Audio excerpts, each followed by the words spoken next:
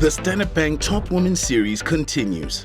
And to continue these powerful conversations on women empowerment in South Africa is Standard banker Terry. Still in downtown Johannesburg, Terry sat for a coffee with the ladies from business and commercial clients, Simone, Anna, and Moshima. Well, ladies, welcome. Thank you so much for joining me today. Last week, sort of started the conversation with some amazing and awe-inspiring leaders from business and commercial clients at Standard Bank.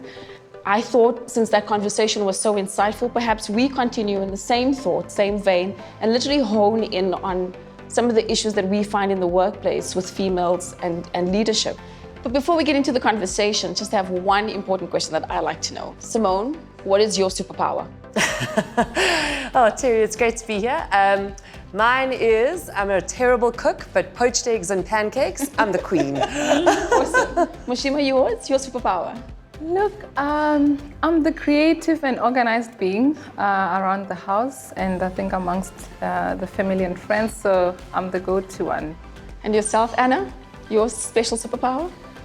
Terry, thanks. Yeah, I think my superpower is probably a bit of creativity outside of work.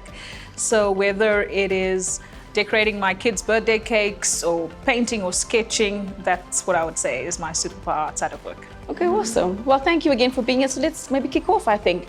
So in the workplace, what do you do to make it a bit more inclusive for your teams? Moshima, can I start with you?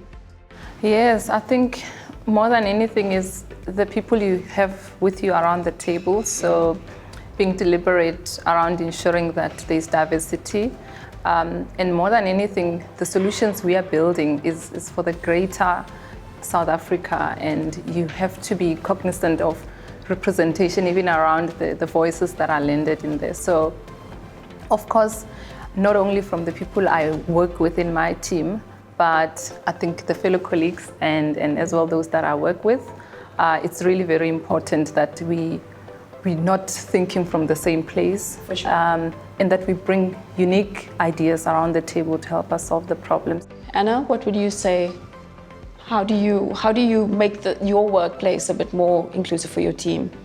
For me, what I always encourage my team and the people around me to do is to bring their most authentic self. Yeah. I think sometimes we get into the trap of trying to be something that we're not, while sacrificing our strengths, skills, and abilities that we bring to the team. Yourself, Simone? So for me, Terry, it's really around building a diverse team. So I think that the more diverse your team is, the more inclusive it does become, because you've got people who have different viewpoints and different ideas. Yeah. And then it's also around creating a safe environment for people. And that sounds cliched, but I think it's really about making everybody feel comfortable, because the more you do that, the more creative they become and the more they share. And that's what you want out of a team. Thank you for that, ladies. So let me move on to the next question. How is the modern day workforce made place for women in leadership, and do you think that it can be made better? Simone, can I start with you? I think the one piece that I think can be better is actually more women supporting women. I think that women have done a fantastic job getting to the positions that they have, but I always think if women could support each other more, we could do so much better. And I think there is a tendency sometimes to not support other women. So I think if we can just do that, more of that, it'll certainly improve. That's great. Yourself, Moshima? I think what could be done better is that we pave the path for other leaders that are coming, and that there is more of us that are willing to be in a room and vouch for another woman who's not in the room.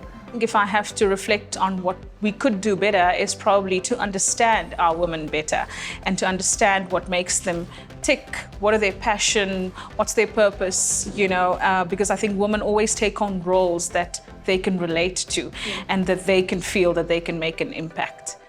Anna, why do you think we need more diversity in leadership?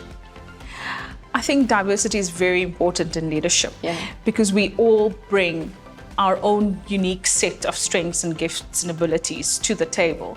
And there's perspectives that we bring that the person next to you won't. So I think that is quite important.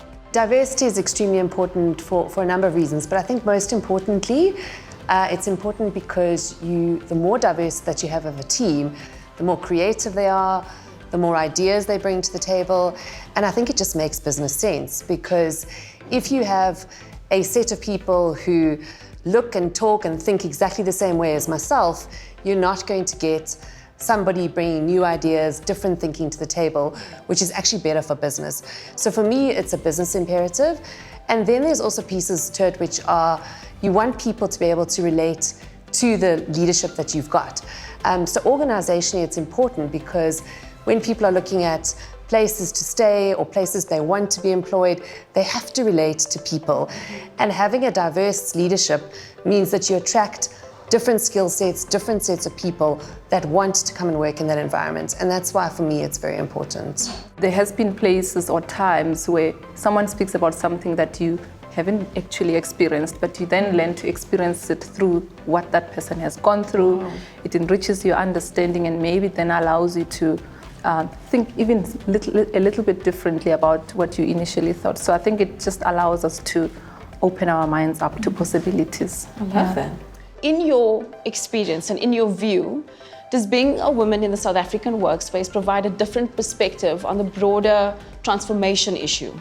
We need to be deliberate in growing and developing other women. Yes, I think it's important that we continue to create focus around transformation. If I think of what the population of South Africa looks like versus what the population or the workforce, the typical workforce in South Africa looks like, we still have a lot of disparity when you look up at it. The struggle has just changed, but it really hasn't stopped. Every woman at some point has been discriminated against, and often unconsciously by whoever might not know what they're saying, or saying something that offends you. So my perspective on it is that I then try to make sure I consciously don't discriminate against anybody else. And I think as long as we're conscious about it, you'll slowly start to change these things. And then Terry, if I can throw it back to you, what's your perspective on the issue? I think there's a lot of experience in my walk as well, in my journey, where some people may not have had the experience of being discriminated against, so they probably don't know where that comes from, or find a place where they can resonate and understand and change their way. That's something that I know I'd like to see different as well, that you don't need to feel discrimination to be better, to act better, and to try and empower the next person. So that's my view. Well, thank you, ladies, for joining us. Thank you for allowing us to celebrate you and celebrate with you.